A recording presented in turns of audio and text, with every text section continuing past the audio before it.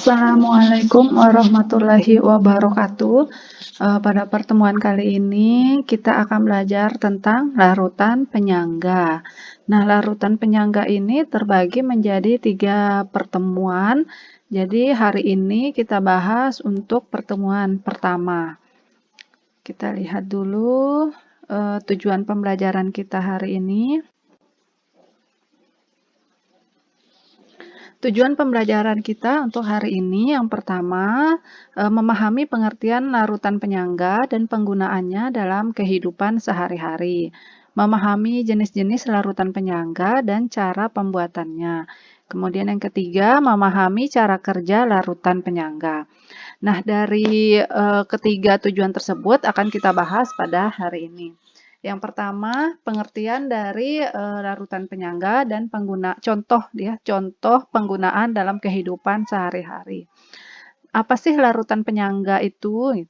Jadi larutan penyangga atau larutan buffer atau larutan dapar itu adalah larutan yang dapat mempertahankan harga pH apabila ke dalam larutan penyangga tersebut ditambahkan sedikit asam, sedikit basa, ataupun ditambahkan air atau dengan istilah pengenceran.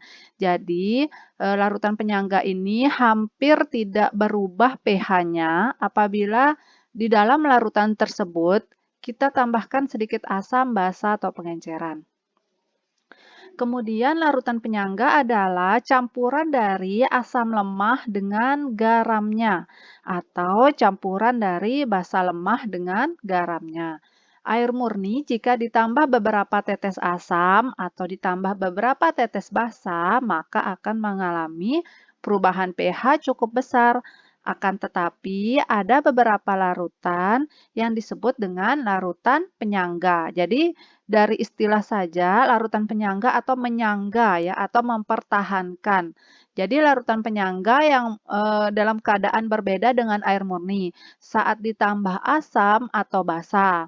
Nah, contoh dari larutan penyangga dalam kehidupan sehari-hari misalnya obat tetes mata, di mana nilai pH obat tetes mata sesuai dengan nilai pH dari mata kita. Sehingga saat menggunakan obat tetes mata, mata kita tidak pedih. Larutan penyangga mempunyai peranan sangat besar di berbagai bidang seperti fotografi, zat warna, industri kulit, bakteriologi, dan biokimia. Reaksi biokimia dalam tubuh dapat berlangsung dengan baik karena cairan intraseluler maupun ekstraseluler dalam tubuh merupakan larutan penyangga. Nah, jadi di dalam tubuh kita juga mengandung larutan penyangga. Contoh yang pertama, campuran dari asam karbonat atau H2CO3 dengan bikarbonat atau HCO3-. Nah, bikarbonat ini akan membentuk garam. Ini merupakan asamnya atau asam lemah. Kemudian HCO3- nanti akan membentuk garamnya atau ini disebut dengan garam dari asam lemah ini atau asam konjugasinya. Nah, larutan penyangga ini dalam darah berfungsi untuk mempertahankan nilai pH pada rentang sekitar 7,4. Nah, kita buktikan sendiri ya dalam kehidupan sehari-hari. Biasanya kita sering makan makanan yang mengandung asam, mengandung basa, tetapi kita tidak langsung sakit karena darah itu mengandung larutan penyangga. Jadi bisa mempertahankan pH.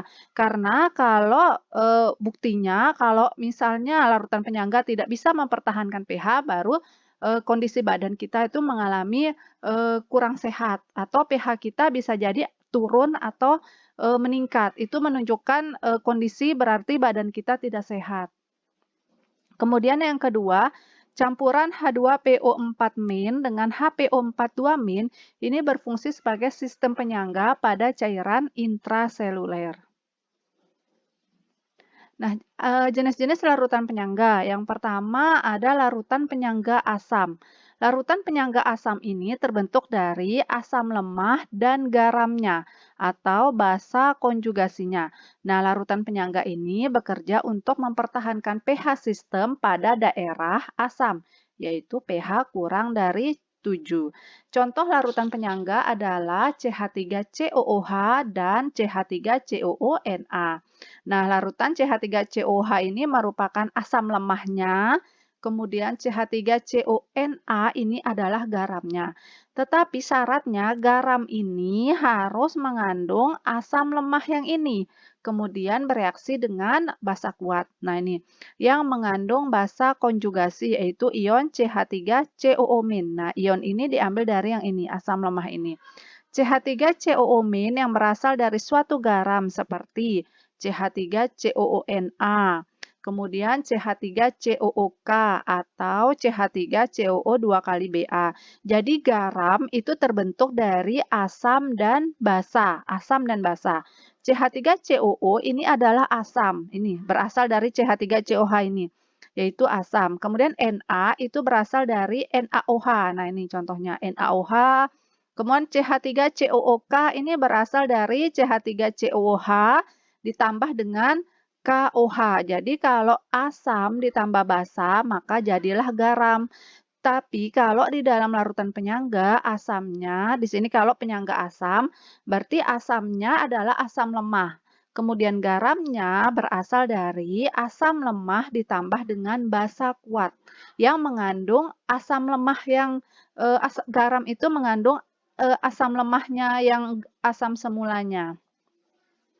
Nah, misalnya ini kan CH3COOK berarti dia asam lemahnya yang ini CH3COH ditambah dengan garam CH3COOK.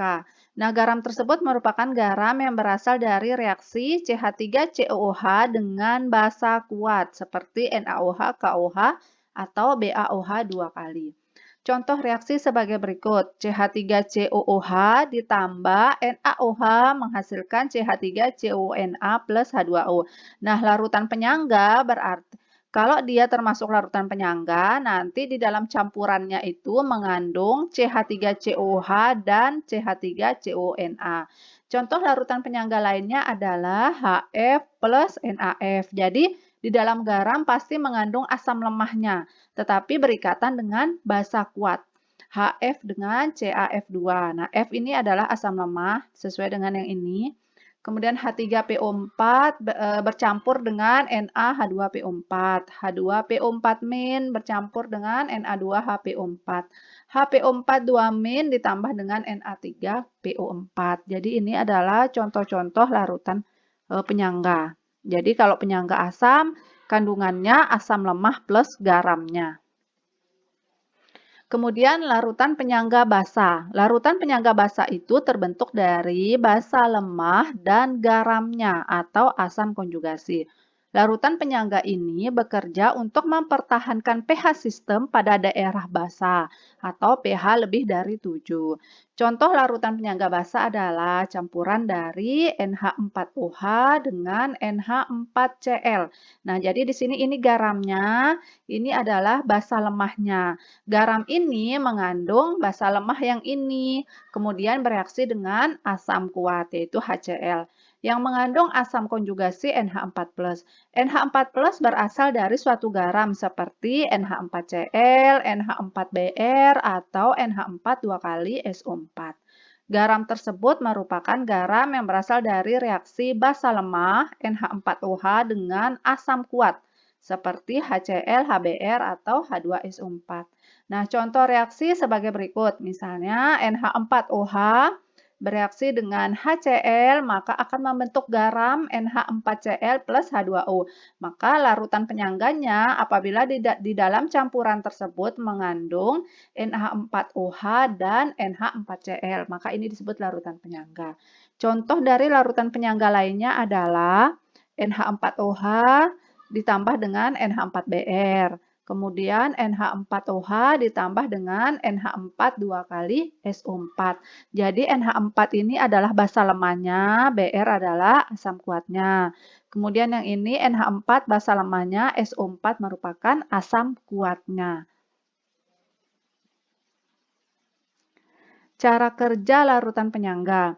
Nah, apabila larutan penyangga yang terbentuk dari asam lemah dan garamnya, misalnya CH3COH dan CH3COONA.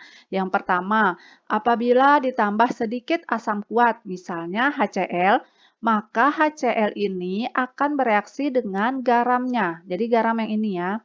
CH3CONA maka akan bereaksi dengan HCl membentuk CH3COH ditambah dengan NaCl. Nah, kemudian jika ditambah sedikit basa kuat, yaitu NaOH.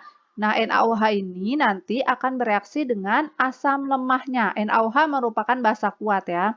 Kemudian kalau dia berupa basa kuat, maka basa kuat ini nanti akan bereaksi dengan asam lemahnya, membentuk garam lagi, yaitu CH3COONA ditambah dengan H2O. Nah, sehingga kenapa larutan penyangga ini bisa mempertahankan pH? Karena reaksinya ya seperti ini. Jadi pada saat ditambahkan asam, maka dia akan bereaksi membentuk asam lemah lagi, yaitu kandungan dalam larutan penyangga ini. Nah, apabila ditambahkan basa, maka dia akan membentuk garam lagi, yaitu garam kandungan yang ada di dalam penyangga. Jadi itu bolak-balik seperti itu, sehingga bisa mempertahankan pH.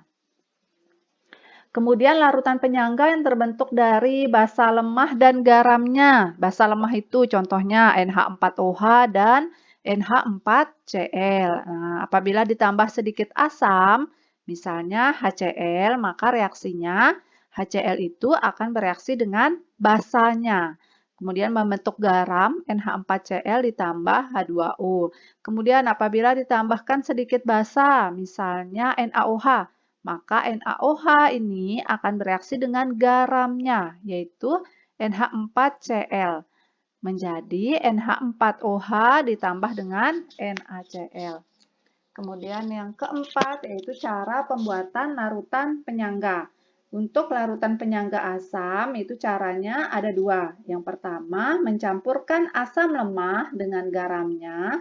Kemudian yang kedua mencampurkan asam lemah berlebih dengan basa kuat.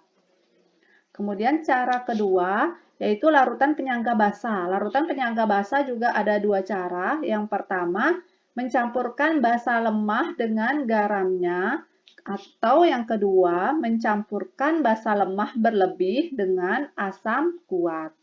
Nah, sampai di sini dulu materi kita yang pertemuan pertama. Semoga apa yang sudah saya pelajari dipahami. Wassalamualaikum warahmatullahi wabarakatuh.